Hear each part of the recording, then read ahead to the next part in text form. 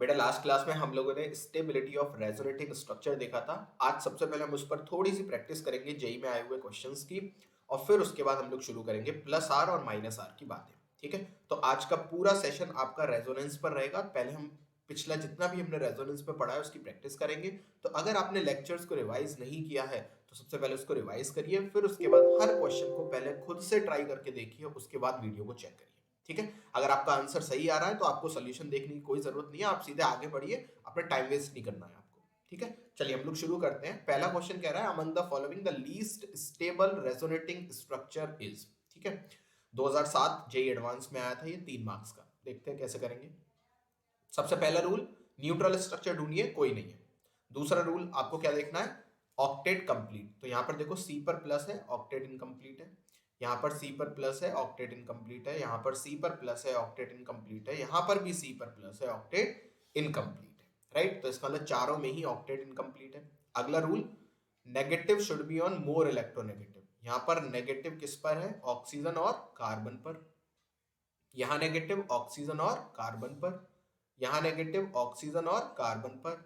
यहाँ negative oxygen और oxygen पर, यानी कि ये तो ज्यादा स्टेबल है, इसको हटाओ। अब कंपैरिजन बाकी 3 में करेंगे। चलिए आगे देखते हैं। पॉजिटिव देखिए, पॉजिटिव हर जगह किस पर है, नाइट्रोजन, नाइट्रोजन और नाइट्रोजन पर। ठीक है, अच्छी बात है, और कार्बन पर। फिर उसके बाद आपने अगला रूल लगाया। अगला रूल कहता है कि पॉजिटिव पॉजिटिव दूर होने चाहिए, या नेगेटिव नेगेटिव दूर होने चाहिए, और पॉजिटिव नेगेटिव पास होने चाहिए। यही तो रूल था। ठीक है, तो अगर आप यहां पर देखें, यहां पर जो पॉजिटिव पॉजिटिव है वो पास में है। बोलो भाई, सही है? ठीक है, यहाँ पॉजिटिव नेगेटिव पास में है। सही है? ठीक है, और यहाँ पर अगर आप देखोगे तो यहाँ पर पॉजिटिव और नेगेटिव पास में। ठीक है, अब बड़े ध्यान से समझना। मैंने आपसे एक बात कही थी कि अगर कहीं पर भी पॉजिटिव नेगेटिव इस तरीके से है, तो यहाँ पर देखना, ये वाला जो नेगेटिव है वो क्या कर रहा है, ये वाला नेगेटिव इधर रेजोनेंस कर रहा है। बड़े ध्यान से समझिएगा, और ये रेजोनेंस करके इस ऑक्सीजन पर जा सकता है। बोलो भाई, सही बात है? यानी कि ये नेगेटिव अगर रेजोनेंस करे तो अगर आप इसके रेजोनेटिंग स्ट्रक्चर बनाओगे तो ये ऑक्सीजन पर पहुंचेगा और ऑक्सीजन पर नेगेटिव आ जाएगा। सेम अगर आप यहां पर देखो, ये नेगेटिव अगर रेजोनेंस करेगा तो ये ऑक्सीजन पर आ जाएगा। बोलो, लेकिन ये वाला नेगेटिव कभी भी रेजोनेंस करके इस ऑक्सीजन के पास नहीं आएगा। यानी कि ये एक भद्दा स्ट्रक्चर है, ये एक घटिया स्ट्रक्चर है। ऐसा कोई रेजोनेटिंग स्ट्रक्चर बनाना बहुत ही दिमाग की बात नहीं है। दूसरी बात हम और क्या बोल सकते हैं, दूसरी बात हम ये भी बोल सकते हैं कि जो NO2 है, NO2 एक इलेक्ट्रॉन विड्रॉइंग ग्रुप है, यानी कि वो इलेक्ट्रॉन खींचता है अपनी ओर। ठीक है, अभी मैं माइनस आर में आपको इसको और समझाऊंगा अच्छे से कि NO2 क्यों अपनी तरफ इलेक्ट्रॉन खींचता है। तो अगर कोई इलेक्ट्रॉन खींचने वाला ग्रुप है तो उसको चाहिए कि सामने कोई ऐसा बैठा हो जो इलेक्ट्रॉन मुझे दे सके। सामने खुद भिखारी बैठा है, तुम उससे इलेक्ट्रॉन खींचने के लिए बैठे हुए हो, कैसे खींचोगे? तो एक बहुत ही घटिया और गंदा स्ट्रक्चर है, इसलिए हमारा आंसर क्या हो जाएगा, ए, लीस्ट स्टेबल स्ट्रक्चर हो गया आपका ए। 2 कारण बताए मैंने आपको। 2 कारण क्या, एक तो यहाँ पर जो नेगेटिव है वो कभी भी कूद कर इस ऑक्सीजन पर नहीं पहुंच सकता रेजोनेंस करके, लेकिन ये वाला नेगेटिव और ये वाला नेगेटिव पहुंच सकता है। ये तो हमारा पहले ही हट चुका था क्योंकि ये तो सबसे ज्यादा स्टेबल था। सही है? ठीक है। अच्छा, अगर मैं इसमें रेजोनेटिंग स्ट्रक्चर की पूरा ऑर्डर लगाना चाहता तो मैं बोलता सबसे ज्यादा स्टेबल है डी, उसके बाद स्टेबल है बी, उसके बाद स्टेबल है सी, और उसके बाद स्टेबल है ए। क्यों? क्योंकि यहां पर जो नेगेटिव है वो एक ही बार में कूद जाएगा ऑक्सीजन पर, लेकिन यहां पर थोड़ा लेट पहुंचेगा ऑक्सीजन पर। सही है, तो इसलिए ये ज्यादा स्टेबल है, ये कम स्टेबल है। ठीक, चलिए, ये हमारी इतनी बात हो गई, डी बी सी ए, ये हमारा क्या हो गया, आंसर। आगे बढ़ते हैं, अगला क्वेश्चन देखते हैं। 1998 में 1 मार्क्स का आया था। Polarisation of electron in acrolein may be written as. आपको बताना है कि एक्रोलीन में आप पोलराइजेशन ऑफ इलेक्ट्रॉन को कैसे शो करोगे। बड़े ध्यान से देखिए। देखिए आपके सामने एक्रोलीन का स्ट्रक्चर बना हुआ है। एक्रोलीन क्या होता है, ये इसको बोलते हैं एक्रोलीन, या इसी को एक्रेल्डिहाइड भी बोलते हैं। सबसे पहले इसमें अगर आप ध्यान से देखें तो आपको एक रेजोनेटिंग स्ट्रक्चर ऐसा दिख रहा है, ये double bond, single bond, double bond, electronegative वाली कैटेगरी है, ये हमने डिटेल में करी थी। तो इसका अगर आप रेजोनेटिंग स्ट्रक्चर बनाओगे तो क्या बनेगा, इसका रेजोनेटिंग स्ट्रक्चर बनेगा कुछ इस प्रकार। यहां पर आएगा नेगेटिव और यहां पर आएगा पॉजिटिव। सही है, तो अगर मैं इन दोनों का रेजोनेंस हाइब्रिड बनाना चाहूं तो क्या मैं ऐसे बोल सकता हूं, रेजोनेंस हाइब्रिड कुछ इस प्रकार है। एक बॉन्ड यहां से लेके यहां तक पूरे में घूम रहा है। बोलो भाई, और इस कार्बन पर आ रहा है डेल्टा प्लस और इस ऑक्सीजन पर आ रहा है डेल्टा माइनस क्योंकि माइनस किधर आया ऑक्सीजन पर, प्लस किधर आया कार्बन पर, ठीक है ना। तो देखो इधर तो प्लस कहाँ दे रखा है, प्लस इस कार्बन पर है और माइनस इस कार्बन पर। इस कार्बन पे कभी भी माइनस नहीं आएगा, इस कार्बन पे कभी भी माइनस नहीं आएगा, इस कार्बन पे कभी भी माइनस नहीं आएगा, इस कार्बन पे प्लस आएगा, इस कार्बन पे माइनस आएगा। बिल्कुल ये सही है, ये स्ट्रक्चर बिल्कुल सही है। ठीक है, अब मैं यहाँ पर आपको एक एडिशनल बात और बताता हूँ, ध्यान से समझिए। मैं आपसे अगर आपसे ये कहूँ कि CH2 double bond CH single bond CHO आपको दे रखा है, आपने एक तो ये बोल दिया कि एक यहाँ पर क्या आया डेल्टा प्लस और यहाँ पर क्या आया डेल्टा माइनस रेजोनेंस की वजह से। अच्छा एक बात बताओ, आपको ये तो पता है ना C डबल बॉन्ड O में जो C होता है वो इलेक्ट्रोफाइल की तरह बिहेव करता है, राइट? क्यों? क्योंकि ये जो डबल बॉन्ड O से जुड़ा हुआ है ये इलेक्ट्रोनेगेटिव एटम अपने ऊपर इलेक्ट्रॉन खींच लेगा और कार्बन पे भी क्या आ जाएगा डेल्टा प्लस। तो यानी कि अगर कोई एक ऐसा स्ट्रक्चर भी दिया होता जिसमें वो मेरे को ऐसे लिख कर दे देता CH2 CH single bond C double bond O और H और O पर डेल्टा माइनस C पर डेल्टा प्लस, तो ये स्ट्रक्चर भी ठीक है। यानी कि अगर कोई आपसे पूछना चाहे कि एक्रोलीन में कितने इलेक्ट्रोफिलिक सेंटर है, वेरी इंपॉर्टेंट क्वेश्चन है ये, आप अलग से लिखिए अपनी नोटबुक में कि एक्रोलीन में कितने इलेक्ट्रोफिलिक सेंटर हैं, तो आप बोलोगे एक इलेक्ट्रोफाइल तो ये कार्बन, क्योंकि ये डायरेक्टली जुड़ा हुआ है किससे डबल बॉन्ड O से, तो उसकी वजह से उस पर आ रहा है डेल्टा प्लस। और एक और अब हमने नई चीज सीखी, ये वाला कार्बन भी क्या है इलेक्ट्रोफिलिक। तो जब हम 1,2 और 1,4 एडिशन सीखेंगे तब वहां पर ये बहुत काम आएगा कि कुछ तो न्यूक्लियोफाइल ऐसे होंगे जो इधर अटैक कर देंगे और कुछ न्यूक्लियोफाइल ऐसे होंगे जो इधर अटैक कर देंगे। वो मैं आपको बताऊंगा कि कब कैसे आप पता लगाओगे कौन सा न्यूक्लियोफाइल कहाँ अटैक करेगा, ठीक है। तो इसका मतलब एक्रोलीन में मेरे पास दो इलेक्ट्रोफिलिक सेंटर हैं। कैसे पता किया दो इलेक्ट्रोफिलिक सेंटर हैं? क्योंकि दो कार्बन ऐसे हैं जहां पर डेल्टा प्लस जनरेट हो रहा है, एक में पोलराइजेशन की वजह से और एक में रेजोनेंस की वजह से। चलिए अगला क्वेश्चन 2011 एडवांस में आया था, इसका आंसर बताइए, वीडियो को पॉज कर दीजिए। आपसे कह रहा है total number of contributing structure showing hyper conjugation involving CH bonds for the following carbocation. कितने हाइपर कॉन्जुगेटिव स्ट्रक्चर बनेंगे?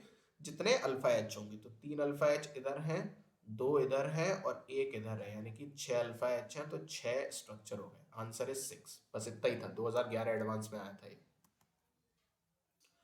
चलिए अगला देखिए, वीडियो को पॉज कर दीजिए, सारे क्वेश्चन आपको खुद सॉल्व करने हैं। आपको बताना है स्टेबिलिटी ऑर्डर हर क्वेश्चन में। तो चलिए इसमें देखते हैं, इसमें O पर माइनस है, इस पर N पर माइनस है, ये ज्यादा स्टेबल। इसमें देखिए ऑक्टेट दोनों में कंप्लीट है, लेकिन यहाँ पर O पर प्लस है, यहाँ पर N पर प्लस है। N पर प्लस ज्यादा स्टेबल होगा क्योंकि O मोर इलेक्ट्रोनेगेटिव है, मोर इलेक्ट्रोनेगेटिव पर नेगेटिव ज्यादा स्टेबल, लेस इलेक्ट्रोनेगेटिव पर पॉजिटिव ज्यादा स्टेबल। अब कहने को तो N is also more electronegative, पर O और N के कंपैरिजन में N is less electronegative, O is more electronegative, तो इसमें ये ज्यादा स्टेबल है। ठीक है, हम बिल्कुल वैसे ही फॉलो कर रहे हैं। सबसे पहले हम क्या देख रहे हैं, न्यूट्रल, वो कोई नहीं है तो हम ऑक्टेट पर सीधे कूद जा रहे हैं। यहाँ पर देखिए न्यूट्रल कोई नहीं है। अच्छा अब इसमें देखिए, ध्यान से समझिएगा, यहाँ पर एक ऑक्सीजन है, इस पर नेगेटिव है, और यहाँ पर भी एक ऑक्सीजन है, इस पर नेगेटिव है। बोलो ठीक है। अच्छा अब इसमें पूछा है कौन सा रेजोनेटिंग स्ट्रक्चर ज्यादा स्टेबल है। अच्छा ये अभी आप नहीं कर पाओगे, ये वैसे वेरी इंपॉर्टेंट क्वेश्चन है, इसको अभी नोटबुक में लिख लो, ठीक है ना, और इसको मार्क कर लो कि इसमें ये वाला ज्यादा स्टेबल है क्योंकि इस रेजोनेटिंग स्ट्रक्चर में एरोमेटिसिटी है। देख लीजिए एरोमेटिक रिंग है, अगर किसी को आती है एरोमेटिसिटी निकालना तो आपको पता लगेगा कि इसमें देखिए एक एरोमेटिक रिंग है, लेकिन यहाँ पर कोई भी एरोमेटिक रिंग नहीं है, ठीक है ना। मैं आपको बताऊंगा एक्चुअली में ये रिंग एंटी एरोमेटिक भी नहीं है, ये नॉन एरोमेटिक होती है। ये मैं आपको सिखाऊंगा कैसे आई ये नॉन एरोमेटिक। 4 पाई इलेक्ट्रॉन है, लेकिन ये एंटी एरोमेटिक नहीं, ये नॉन एरोमेटिक होता है, एक एक्सेप्शन है, इसको हम डिटेल में देखेंगे, ठीक है। तो अभी इसमें कौन ज्यादा स्टेबल हो गया, आर में फर्स्ट वाला। यहाँ पर आइए कार्बन पर प्लस, कार्बन पे प्लस ऑक्टेट इनकम्प्लीट, लेकिन एक्स पर प्लस जिसके 2 बॉन्ड बने हो ऑक्टेट कंप्लीट, तो यानी कि ये ज्यादा स्टेबल हो गया। आपको बताना लेस स्टेबल कौन सा है, आपकी बात लेस स्टेबल, ठीक है ओके। कार्बन पर प्लस ऑक्टेट इनकम्प्लीट, ऑक्सीजन पर plus with 3 bond octet complete, ये ज्यादा स्टेबल है। O पर माइनस, C पर माइनस, O पर माइनस ज्यादा स्टेबल, ये स्टेबल है। यहां भी देखिए O पर माइनस, यहां पर N पर माइनस, ये ज्यादा स्टेबल है। Neutral is always more stable than charged. इन दोनों में देखो, यहाँ O पर माइनस है, यहाँ C पर माइनस है, ये ज्यादा स्टेबल है। ये न्यूट्रल है, ये चार्ज्ड है, ये ज्यादा स्टेबल है। Neutral charge, neutral always more stable than charged. देखा कितने सिंपल क्वेश्चन है। वीडियो को पॉज करिए, खुद से करने की कोशिश करिए, तभी वीडियो को देखिए, अदरवाइज कोई फायदा नहीं है सीखने का। लीस्ट स्टेबल रेजोनेटिंग स्ट्रक्चर बताना है। देखो ये तो न्यूट्रल है, ये सबसे ज्यादा स्टेबल हो गया। उसके बाद ऑक्टेट कंप्लीट। देखो यहाँ पर एन के 2 बॉन्ड बन रहे हैं, नहीं 4 बॉन्ड बन रहे हैं और प्लस आ रहा है, ठीक है, ऑक्टेट कंप्लीट है। ऑक्सीजन का 1 बॉन्ड और माइनस आ रहा है, ऑक्टेट कंप्लीट है। ये सब मैं आपको सिखा चुका हूँ, है ना, कैसे चेक करना है। सी पर प्लस, ऑक्टेट इनकम्प्लीट। और ओ के 3 बॉन्ड है, इसलिए उस पर प्लस है, ऑक्टेट कंप्लीट। ओ का 1 बॉन्ड है, उस पर नेगेटिव है, ऑक्टेट कंप्लीट। यानी कि आंसर क्या हो गया हमारा? सी। लीस्ट स्टेबल सी है, क्योंकि उसमें ऑक्टेट इनकम्प्लीट है। क्लियर?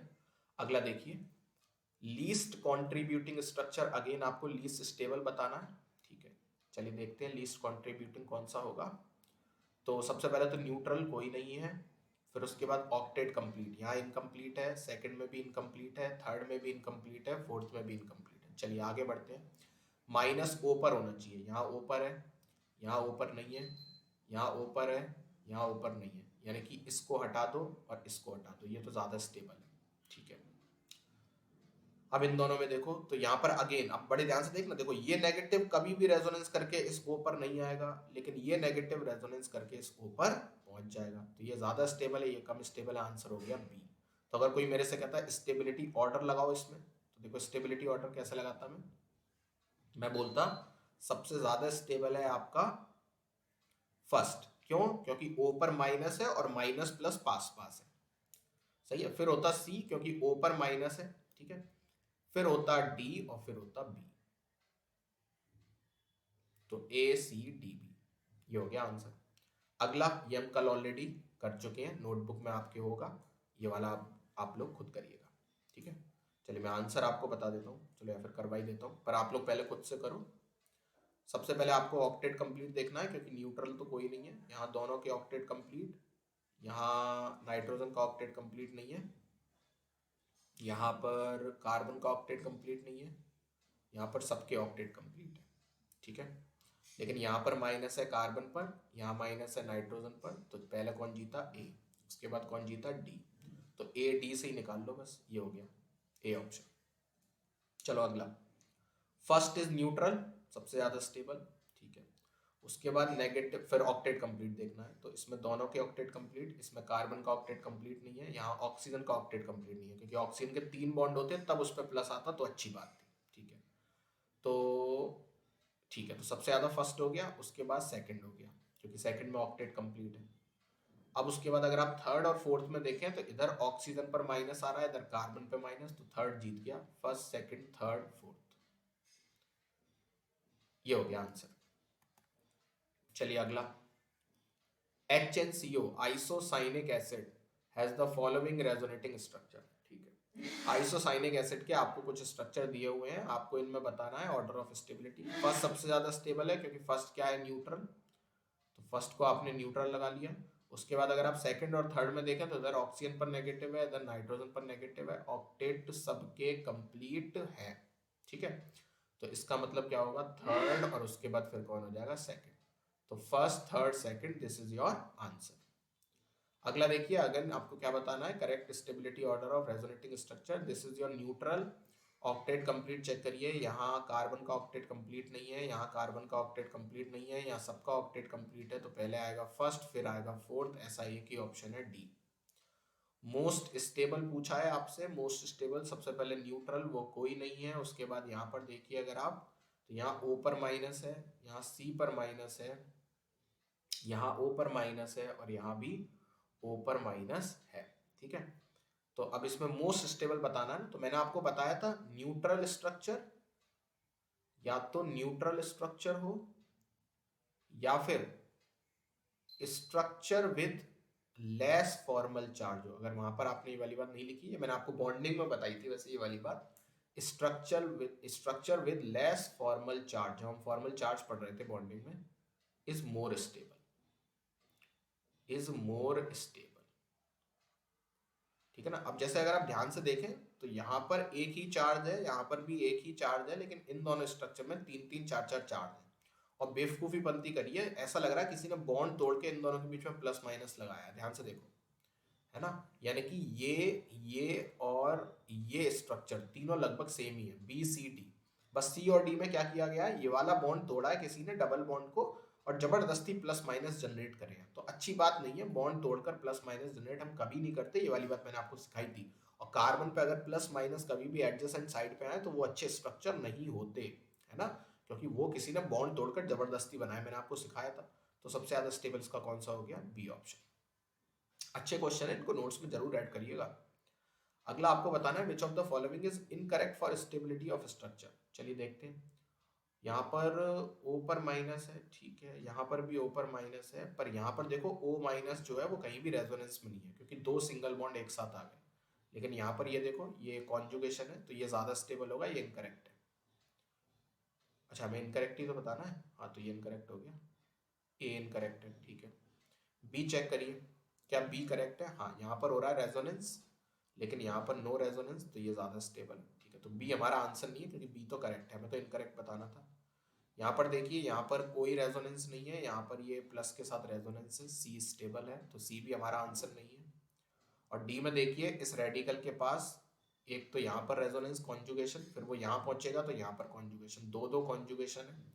यहाँ पर इस रेडिकल के पास कोई कॉन्जुगेशन नहीं है, तो डी भी ज्यादा स्टेबल है, पहला वाला स्ट्रक्चर, तो डी भी आंसर नहीं है हमारा, आंसर क्या हो गया, ए। चलिए अगला प्रश्न, लीस्ट कॉन्ट्रीब्यूटिंग रेजोनेटिंग स्ट्रक्चर बताना है। अब ये वाला वीडियो को पॉज करके खुद सोचो, है ना। चलो सबसे पहले ऑक्टेट कंप्लीट चेक करो, तो यहाँ ऑक्टेट कंप्लीट है, यहाँ ऑक्टेट इनकम्प्लीट है, यहाँ ऑक्टेट इनकम्प्लीट है, यहाँ ऑक्टेट इनकम्प्लीट है, पहले वाले को हटाओ, लीस्ट बताना है क्योंकि हमें, ठीक है। अच्छा, अगर आप डी वाला देखें तो दोनों नेगेटिव किस पर है, ऑक्सीजन पर, तो इसको भी हटाओ, ये सबसे ज्यादा स्टेबल है। अब यहाँ पे फिर से देखो, ये नेगेटिव रेजोनेंस करके इस ऑक्सीजन पर चला जाएगा, लेकिन ये नेगेटिव कभी नहीं जाएगा, तो सबसे ज्यादा अनस्टेबल कौन हो गया, सी। चलिए this is again very very very very very important. अब यहाँ पर हमें एक नई चीज सीखेंगे। अगर मान लो आपको दो या दो से ज्यादा स्ट्रक्चर ऐसे दिखें जिनमें क्या हो, सारे न्यूट्रल है, जैसे ये नेप्थलीन के स्ट्रक्चर हो गए, ऐसे हमने एंथ्रासीन के बनाए थे, फिनेंथ्रीन के बनाए थे, है ना। तो ये एंथ्रासीन है आपके सामने, हमने नेप्थलीन बनाया, फिनेंथ्रीन बनाया था।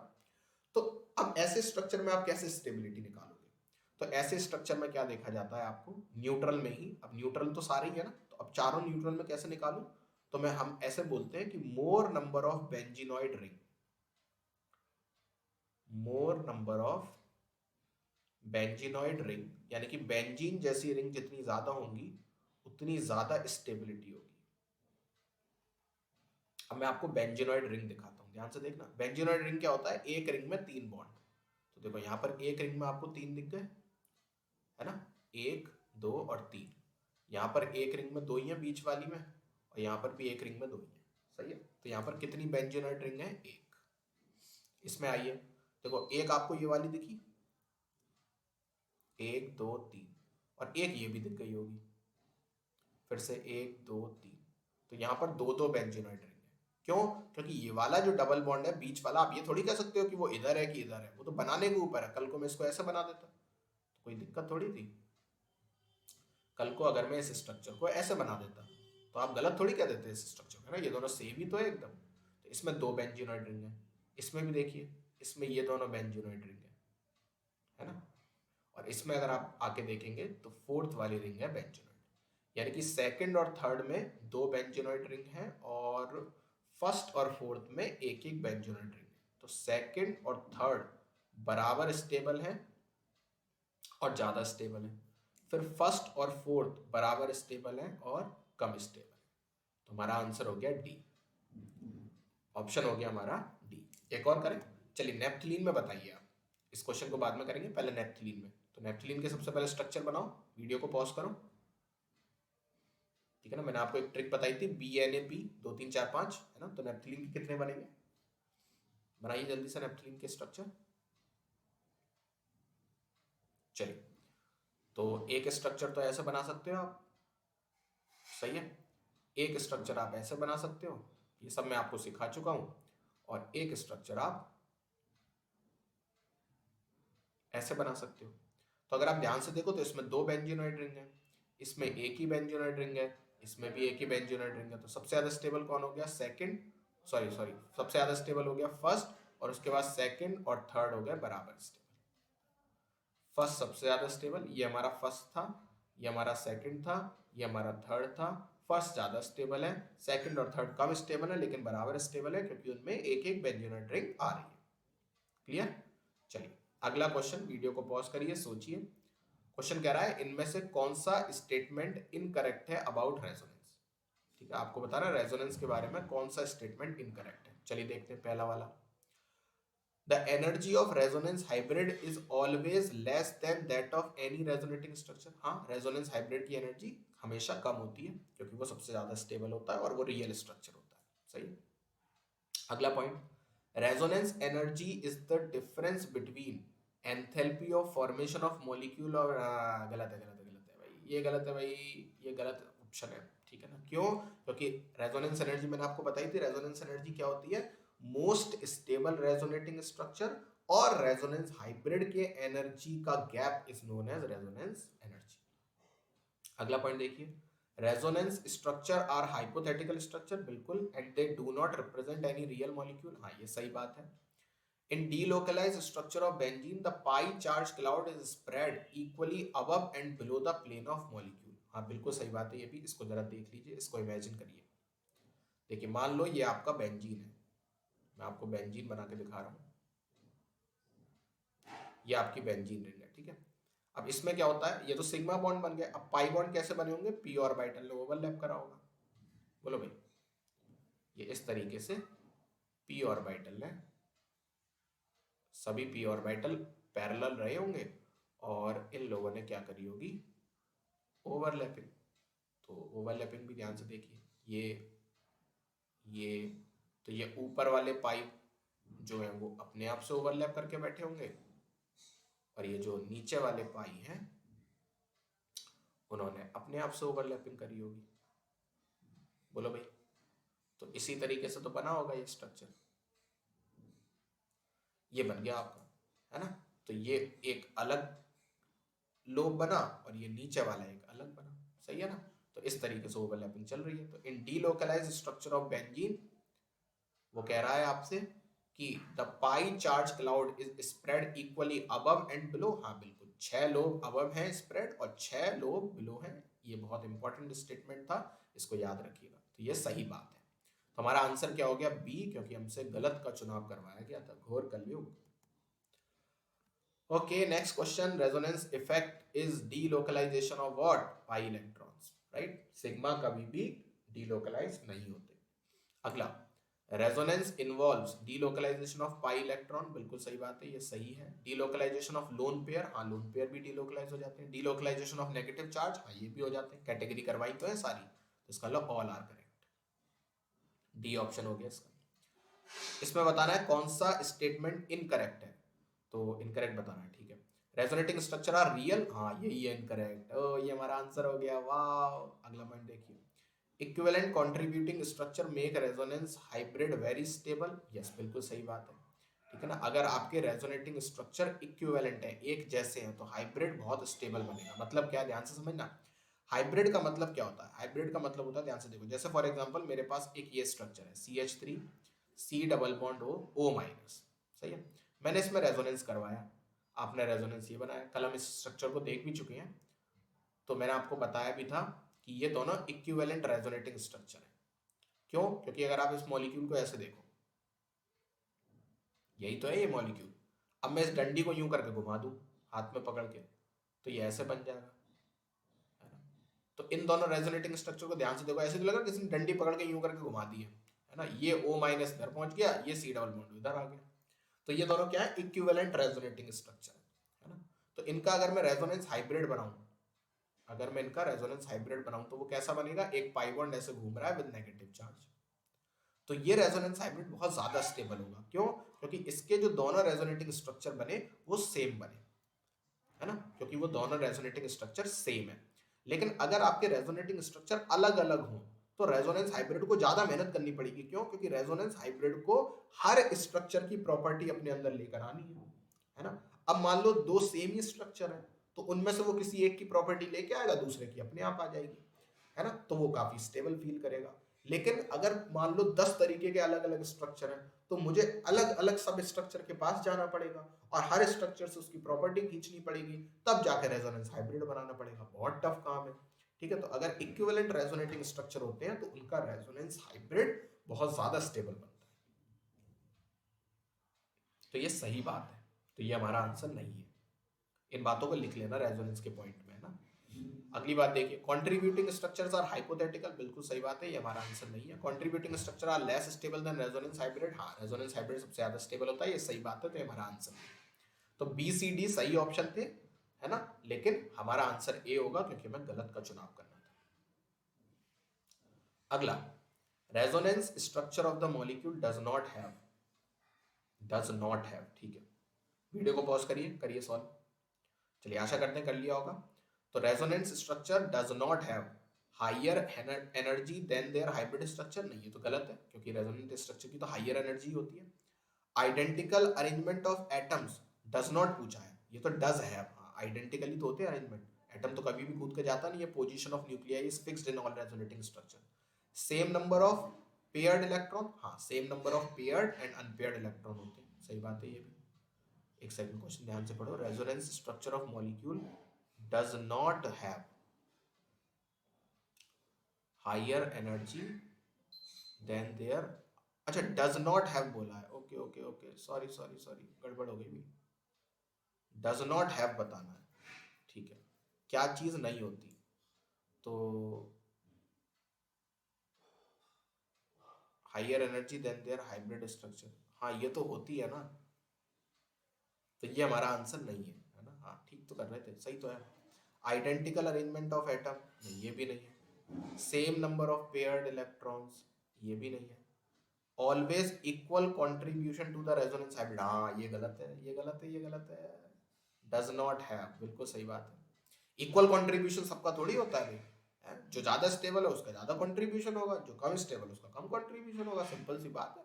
सबका इक्वल हो जाएगा तो फिर मतलब ही क्या रहा, हम ये क्यों बोल रहे हैं फिर ये ज्यादा स्टेबल है कम स्टेबल है, तो आंसर क्या हो गया डी। अच्छा क्वेश्चन था, ठीक है ना, थोड़ा सा कंफ्यूजिंग था, ठीक है चलो। तो ये आपका समाप्त हुआ रेजोनेंस के रिलेटेड सारा प्रैक्टिस सेशन। अब आज की क्लास को शुरू करते हैं हम लोग। अब आज हम लोग बात करेंगे plus R versus minus R की। प्लस आर को कुछ लोग प्लस एम भी लिखते हैं, यानी कि प्लस का मीजोमेरिक, और माइनस आर को माइनस एम भी लिखते हैं। अब ध्यान से समझो प्लस आर और माइनस आर का कंसेप्ट क्या है। देखो, अगर मान लो आपके सामने कोई बेंजीन रिंग है, तो ये कंसेप्ट हम बेंजीन रिंग के अबाउट समझेंगे और फिर उसको लगाएंगे हर जगह। मान लो इस पर एक ग्रुप बैठा हुआ है, अगर ये ग्रुप बेंजीन रिंग में इलेक्ट्रॉन डोनेट कर रहा है, अगर ये ग्रुप बेंजीन रिंग में इलेक्ट्रॉन डोनेट कर रहा है, तो हम बोलेंगे कि ये ग्रुप प्लस आर कर रहा है या प्लस एम कर रहा है। सिंपल, जो इलेक्ट्रॉन देते हैं वो प्लस आई करते हैं, है ना, प्लस आर कर रहे हैं, ऐसे ही है। तो अगर कोई ग्रुप इलेक्ट्रॉन डोनेट कर रहा है बेंजीन रिंग में, तो हम बोलेंगे कि ये प्लस आर या प्लस एम कर रहा है, ठीक है। कैसे डोनेट कर रहा है? बाई डीलोकलाइजेशन, ऑब्वियस सी बात है, रेजोनेंस करके ही करना चाहिए, तो बाई डीलोकलाइजेशन, ठीक है, बहुत अच्छी बात है। पता कैसे लगाएंगे कि ये इलेक्ट्रॉन डोनेट कर रहा है? अगर ये इलेक्ट्रॉन डोनेट कर रहा होगा तो बेंजीन रिंग पर नेगेटिव चार्ज आ जाएगा। अगर ये इलेक्ट्रॉन डोनेट करेगा तो बेंजीन रिंग पर नेगेटिव चार्ज आ जाएगा, ठीक है, अच्छी बात है। पता कैसे लगाएंगे? ये ग्रुप प्लस आर वाला है, तो अब उसकी पहचान बता रहा हूं, कौन कौन से ग्रुप प्लस आर वाले होंगे। ऐसा ग्रुप अगर उस पर नेगेटिव चार्ज आ जाए तो वो प्लस आर शो करेगा हमेशा। ऐसा ग्रुप जिस पर लोन पेयर आ जाए वो भी हमेशा क्या करेगा? प्लस आर, बस इतना ही। अगर लोन पेयर आ गए तो प्लस आर, और नेगेटिव आ गया तो भी प्लस आर, ठीक है। चलिए माइनस आर कैसे पता लगाएंगे? बेंजीन रिंग पर एक ग्रुप लगा हुआ है, तो मैं उसको बोलूंगा इलेक्ट्रॉन विड्रॉइंग, इलेक्ट्रॉन खींचने वाला। कब? अगर वो माइनस आर या माइनस एम कर रहा हो। कैसे? By delocalisation. पता कैसे लगाऊंगा? बेंजीन रिंग पर अब की बार पॉजिटिव चार्ज आ जाएगा अगर वो इलेक्ट्रॉन खींचेगा बेंजीन रिंग से। तो पहचान क्या है, तो अब ध्यान से समझो पहचान। कोई भी ग्रुप जिससे डबल बॉन्ड से इलेक्ट्रोनेगेटिव एटम जुड़ा हो या ट्रिपल बॉन्ड से इलेक्ट्रोनेगेटिव एटम जुड़ा हो, डबल बॉन्ड से इलेक्ट्रोनेगेटिव एटम जुड़ा हो, ट्रिपल बॉन्ड से इलेक्ट्रोनेगेटिव जुड़ा हो, या डबल बॉन्ड से इलेक्ट्रोनेगेटिव जुड़ा हो और उस पर कोई प्लस भी आ जाए, है ना, या ट्रिपल बॉन्ड से जुड़ा हो और उस पर भी प्लस आ जाए, बात एक ही है ना। ये सब हम पहले कैटेगरी देख चुके हैं इलेक्ट्रोफाइल में। और कोई भी ग्रुप जिस पर पॉजिटिव चार्ज हो, ये 5 कैटेगरी ऐसी हैं जो आपकी -r या -m करेंगी, या कोई भी ग्रुप जिस पर वेकेंट ऑर्बिटल, कोई भी ग्रुप जिस पर वेकेंट ऑर्बिटल, ठीक है। ये 6 कैटेगरी ऐसी है जो -r या -m करेंगी, ठीक है। तो अब मैं आपके सामने ग्रुप लिखूंगा, आपको बस वीडियो को पॉज करना है और फिर सोचना है कि ये ग्रुप क्या कर सकता है, फिर हम बात करेंगे। अब आपको सब बताना है, -i + i h -r + r, सब सोचना हर ग्रुप के बारे में और फिर बताना मेरे को ये क्या क्या कर रहे हैं, ठीक है। मैं आपको सारे करवाऊंगा सॉल्व, पर पहले आप सोचिएगा। ये फ्री वैलेंसी कैसी है, मतलब आपको इसको ऐसे मानना है कि बेंजीन रिंग से मैंने CH जोड़ दिया, ये इस तरीके। तो ये बेंजीन रिंग में किसी में शो नहीं कर रहा हूं, आपको खुद से मानना है कि मैंने बेंजीन रिंग से क्या कर दिया, CH जोड़ दिया, ठीक है। तो अब सोचना है आपको कि ये क्या करेगा।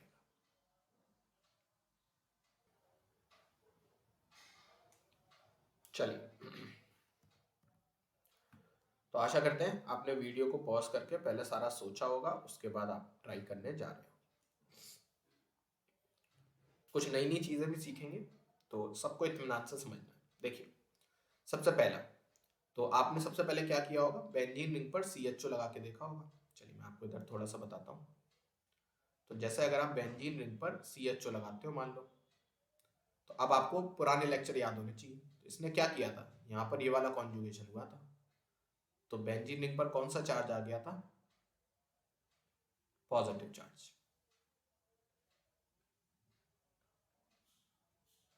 ऐसी तो बना था, है ना। तो इसका इसने क्या किया है, इसने -r किया है। दूसरा आप ऐसे भी सोच सकते थे, एक ग्रुप G है जिससे डबल बॉन्ड इलेक्ट्रोनेगेटिव एटम जुड़ा, तो ये क्या करेगा, -r, ये -r करेगा और ये -i भी करेगा। अब ये -i मत भूल जाना, ये सब मैं आपको पहले ही बता चुका, -i एक्सप्लेन नहीं करूंगा मैं, है ना। अगला देखिए, OH ऊपर क्या है, लोन पेयर, और बेंजीन पर जब OH लगाया भी था तो हम लोगों ने रेजोनेंस कराया है ना फिनॉल का, 5 रेजोनेटिंग स्ट्रक्चर बने थे फिनॉल के। सबसे पहले क्या होगा, ये ऐसे लगेगा,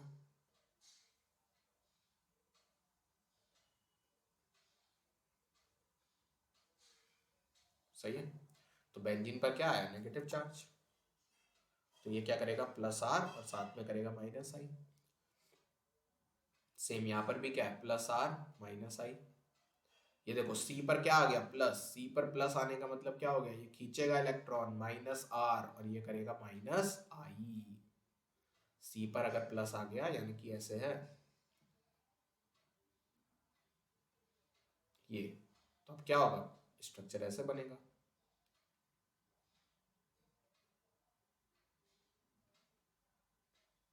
इस तरीके से। अगला देखिए, COOH -r -i, है ना, क्यों, क्योंकि COOH भी अगर आप बना के देखो तो C से क्या लगा हुआ है, डबल बॉन्ड इलेक्ट्रोनेगेटिव, तो ये भी क्या करेगा, यू करके खींचेगा, है ना, ठीक है। CH3 देखो रेजोनेंस नहीं कर सकता, CH3 रेजोनेंस नहीं कर सकता, लेकिन CH3 हाइपर कॉन्जुगेशन तो कर सकता है, और हाइपर कॉन्जुगेशन करके वो रिंग में कौन सा चार्ज लेकर आता है, CH3 का हाइपर कॉन्जुगेशन मैंने आपको दिखाया था, है ना, पिछली क्लास में। तो जब CH3 ने हाइपर कॉन्जुगेशन किया था यहाँ से, तो 2 बॉन्ड ऐसे रहे थे, है ना। तो देखो एक बॉन्ड यहाँ से टूटता है, ये इधर आता है और ये इधर चला जाता है, तो रिंग में कौन सा चार्ज आता है, नेगेटिव चार्ज आता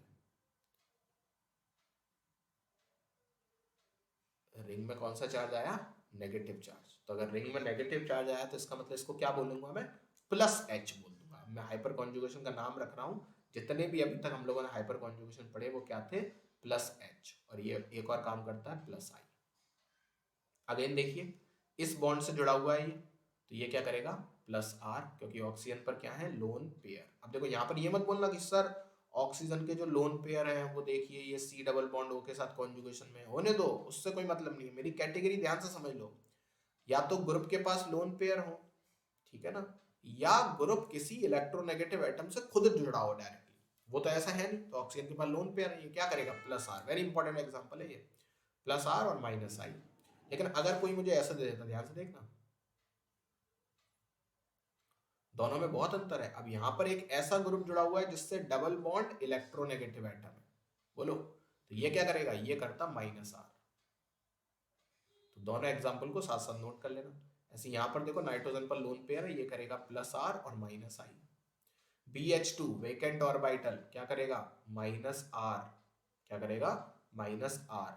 और अगर माइनस आई और प्लस आई में बात करूं तो ध्यान से देखिए, B इधर है और C इधर है, बोलो, और लेफ्ट टू राइट जाने पर नॉन मेटेलिक कैरेक्टर बढ़ता है, यानी कि इलेक्ट्रोनेगेटिविटी बढ़ती है, तो C की इलेक्ट्रोनेगेटिविटी ज्यादा है B से, तो C खींचेगा इलेक्ट्रॉन माइनस आई से। तो माइनस आई की बात कर रहा हूं मैं, ठीक है, तो माइनस आई से अगर C खींचेगा तो B क्या करेगा यहाँ पर, प्लस आई, ठीक है, ये इंपॉर्टेंट बात थी। OH2 क्या करेगा, माइनस आर प्लस आर। तुरंत वीडियो को पॉज करिए, सोचिए, बिल्कुल आपका आंसर आया होगा। किसी ने सोचा होगा प्लस है सर तो माइनस आर, किसी ने सोचा होगा सर एक लोन पेयर भी तो है तो प्लस आर, दोनों ही गधे हो, कुछ नहीं करेगा। क्यों, ऑक्सीजन के 3 बॉन्ड पहले बन चुके हैं। ऑक्सीजन के जब 3 बॉन्ड बन जाते हैं तो वो चौथा बॉन्ड नहीं बनाता, तो इसलिए यहाँ पर प्लस आर माइनस आर कुछ नहीं होगा, केवल माइनस आई। वाह, ये अच्छा क्वेश्चन था, इंपॉर्टेंट। चलिए CH2 माइनस, हाँ ग्रुप पे माइनस दिखा, आंखें चमकी, हमने तुरंत प्लस आर लगाया और प्लस आई लगाया। चलिए NR3 प्लस करिए जल्दी से, क्या करेगा, माइनस आर प्लस आर, कुछ नहीं, एन के ऑलरेडी क्या बने हैं, 4 बॉन्ड, पापियों गधेड़ों, अगर तुमने प्लस आर माइनस आर लगाया तो माता रानी पाप लगाएगी, माइनस आई, सेम कुछ नहीं और माइनस आई। यहाँ पे देखिए C double bond electronegative, minus R और माइनस आई। यहाँ पर देखो ये एल्काइल ग्रुप है, एल्काइल ग्रुप कभी भी plus R minus R show नहीं करते, क्या शो करेगा, एक हाइड्रोजन है तो प्लस H, अल्फा H है ना एक, हाँ तो प्लस H और प्लस आई। अगला C डबल बॉन्ड O, ठीक, माइनस आर माइनस आई, ठीक, इसको अभी करेंगे, इसको भी।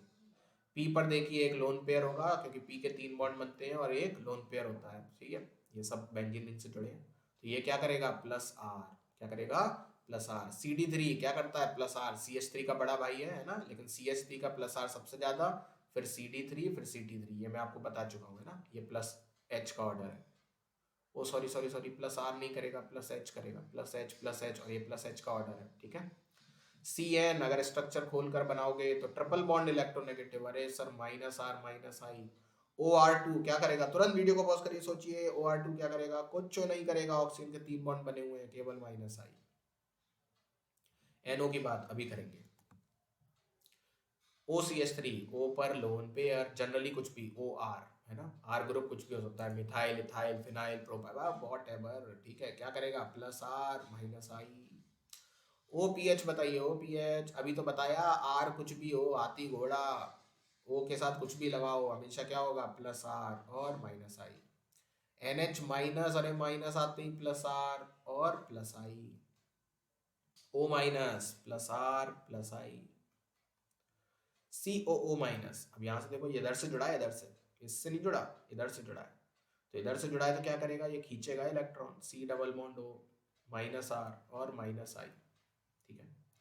इधर आइए, फिर से ये यहाँ से जुड़ा है तो ये वाला ग्रुप खींचेगा इलेक्ट्रॉन, माइनस आर और माइनस आई। SO3H सल्फोनिक एसिड कुछ इस प्रकार दिखता है ये, लेकिन दो दो हाथी ग्रुप, यानी कि दो दो इलेक्ट्रॉन विड्रॉइंग ग्रुप लगे हुए हैं डबल बॉन्ड से, खूब तेजी से माइनस आर, खूब तेजी से माइनस आई। यहाँ पर भी देखिए जुड़ा हुआ है तो माइनस आर और माइनस आई, सही है जी। तो प्लस आर और माइनस आर समझ में आ गया। अब देखिए कुछ छोड़े हमने, पहले उनकी बात कर लेते हैं।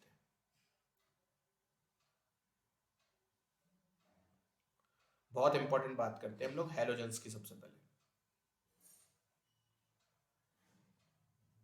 हैलोजेंस की, अब देखिए हैलोजेंस क्या करते हैं, हैलोजेंस कौन कौन से हो गए, जनरली हम एक्स से डिनोट करते हैं, तो FCl Br और I। अब यहां पर ध्यान से देखना, इन सबके पास 3 3 लोन पेयर है,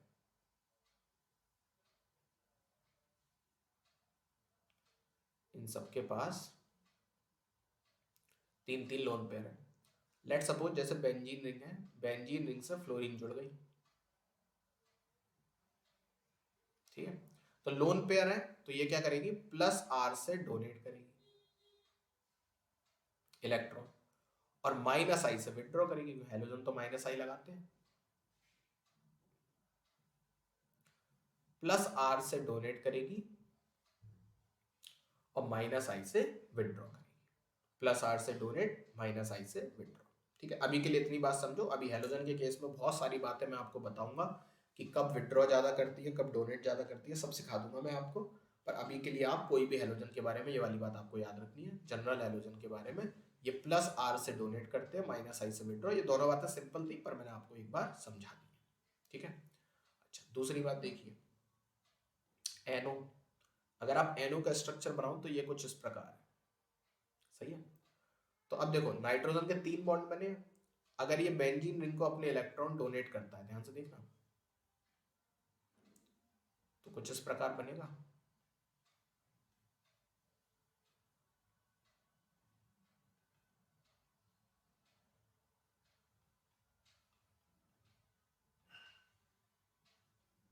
यही तो बना, सही है। तो इस समय क्या दिखा कि बेंजीन रिंग पर नेगेटिव आया। अच्छा, लेकिन यहां पर एक ऐसे भी तो बन सकता था, ध्यान से देखना।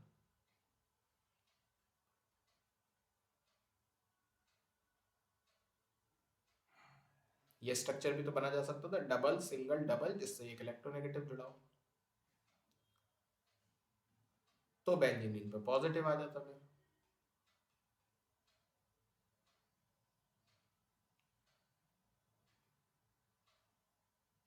बोलो भाई, क्या कहते हो?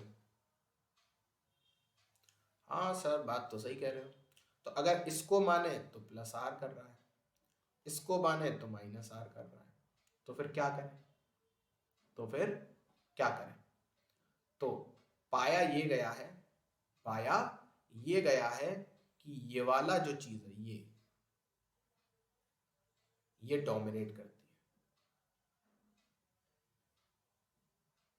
ये वाली चीज डोमिनेट करती है, यानी कि ये बेंजीन रिंग को एक्टिवेट करेगा या डीएक्टिवेट। तो आप बोलोगे benzene ring will get deactivated. Deactivated का मतलब क्या है? डीएक्टिवेटेड का मतलब है उसने इलेक्ट्रॉन खींच लिए, उसने इलेक्ट्रॉन खींच लिए। तो जो जो ग्रुप इलेक्ट्रॉन देते हैं प्लस आर से, उनको बोला जाता है दे आर एक्टिवेटिंग ग्रुप। तो यहां पर लिख लो, जो जो ग्रुप प्लस आर से इलेक्ट्रॉन देते हैं, यहां पर बोला था ना प्लस आर, तो इनको बोलते हैं एक्टिवेटिंग ग्रुप,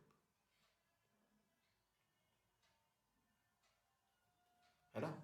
और जो जो माइनस आर करते हैं दे आर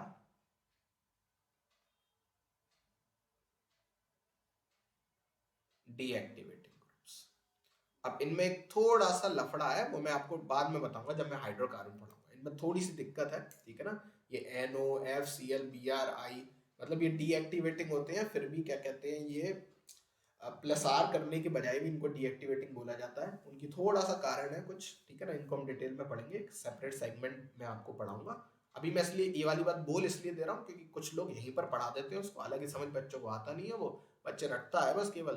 तो मैं नहीं चाहता ऐसा हो, मैं आपको हाइड्रोकार्बन में इस बात को डिटेल में पढ़ाऊंगा। चलिए, ये हो गया। अच्छा, अब ये समझ में आ गया प्लस एम कौन करेगा, माइनस एम कौन करेगा। अब हमें याद करना है प्लस एम की सीरीज, यानी कि जो लोग प्लस एम करते हैं उनमें से ज्यादा प्लस एम किसका अच्छा, और जो लोग माइनस एम करते हैं उनमें से माइनस एम किसका अच्छा, ठीक है। चलो, तो प्लस एम में देखिए, सबसे पहले आएगा CH2 माइनस, यानी कि C पर माइनस, फिर N पर माइनस, फिर O पर माइनस, फिर नॉर्मल NH2, फिर Nr2। ये आपको रटनी है एकदम।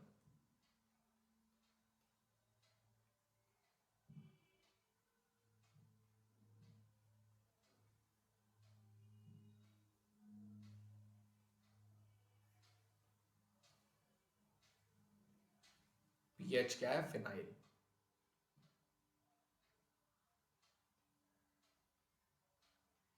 यहाँ प्लस एम लिख लो या प्लस आर लिख लो, है ना। अब यहाँ लोग थोड़ा सा हिचकिचाएंगे कि कि मैंने NO को अभी तो -R बोला था और लिंक +R की सीरीज में दिया। हाँ, तो इनको अभी ये जो ग्रुप है ना, ये थोड़े से एक्चुअली बाउंड्री ग्रुप होते हैं, ये +R में भी जाते हैं, ये -R में भी जाते हैं। क्यों, इनको मैं डिटेल में आपको पढ़ाऊंगा, अभी लिख लो। ये +M का ऑर्डर हो गया, ठीक है। तो ये +M वाले क्या करते हैं, ये increase the electron density on benzene ring, सही है। इसलिए they are activating group, they are what, activating group, ठीक है। ठीक, आगे बढ़ते हैं। अच्छा, दूसरी बात क्या है, दूसरी बात यह है कि हाँ, अब देखो, अगर कोई चीज इलेक्ट्रॉन डोनेट कर रही है तो पॉजिटिव चाहेगा ना मैं उस चीज के बगल में आ जाऊं। क्यों, क्योंकि पॉजिटिव को चाहिए इलेक्ट्रॉन डोनेट करने वाले और नेगेटिव को चाहिए इलेक्ट्रॉन विड्रॉ करने वाले। तो अगली बात लिखो, पॉजिटिव +M या +R groups stabilise the carbocation, है ना, एंड डीस्टेबलाइज द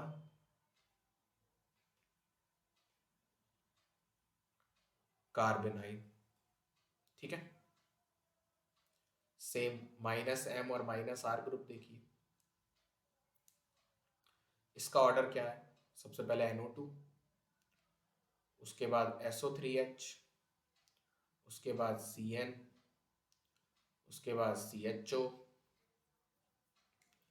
उसके बाद कीटोन, उसके बाद आपका एनहाइड्राइड, उसके बाद आपका एस्टर, फिर एसिड, फिर अमाइड, फिर इस तरीके का ग्रुप, फिर इस तरीके का ग्रुप,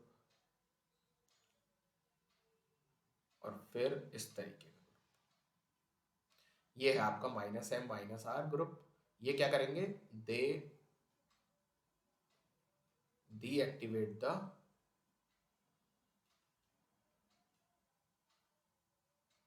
बेंजीन रिंग, ये बेंजीन रिंग को डीएक्टिवेट करेंगे। कैसे, by withdrawing the electron withdraw करके। पहली बात तो ये होगी, तो इसका मतलब ये अगर इलेक्ट्रॉन ले रहे हैं तो ये नेगेटिव चाहेगा कि मैं इनके बगल में आऊं, क्योंकि नेगेटिव चाहता है कोई मेरे से इलेक्ट्रॉन ले ले और मैं न्यूट्रल हो जाऊं। तो ये दे स्टेबलाइजेस द कार्बेनाइन, ये कार्बेनाइन को स्टेबलाइज करते हैं और डीस्टेबलाइजेस द कार्बोकैटाइन, और कार्बोकैटाइन को डीस्टेबलाइज करते हैं, ठीक है। तो अब जितना भी ये मैंने आपको पढ़ाया है इसको सब अच्छे से पढ़ लीजिए। अब ये समझ लो, अब हम क्वेश्चन ही क्वेश्चन करेंगे, जितने क्वेश्चन कर सकते हैं उतने क्वेश्चन करेंगे। अब ये समझ लो आपकी जीओसी जो है वो अब एंड पर आ रही है धीरे धीरे। अब जो आपने कंसेप्ट सीखा वही लगे, कंसेप्ट तो काफी सारे हैं, अभी बहुत सीखेंगे, लेकिन ये सीखने वाली चीज थी। +R -R ये आपका पीछा नहीं छोड़ेगा, बार बार लगेगा, कल हम ढेर सारे क्वेश्चन करेंगे, ठीक है ना। +R और -R से रिलेटेड कार्बेनाइन की स्टेबिलिटी, कार्बोकैटाइन की स्टेबिलिटी, एसिडिटी, बेसिसिटी सब सीखेंगे, ठीक है। पर आपको इतना आना चाहिए, तो बहुत अच्छे से सारी सीरीज याद होनी चाहिए, हर ग्रुप पहचानना आना चाहिए, +R करेगा -R करेगा, सोचना ना पड़े, ग्रुप देखते ही आपको दिखना चाहिए कि ये +R करेगा, ये -R करेगा, इस तरीके से, तब आप चीज़ों को अच्छे से कर पाओगे, ठीक है। तो आज के लिए इतना ही, टाटा, सी यू, बाय बाय।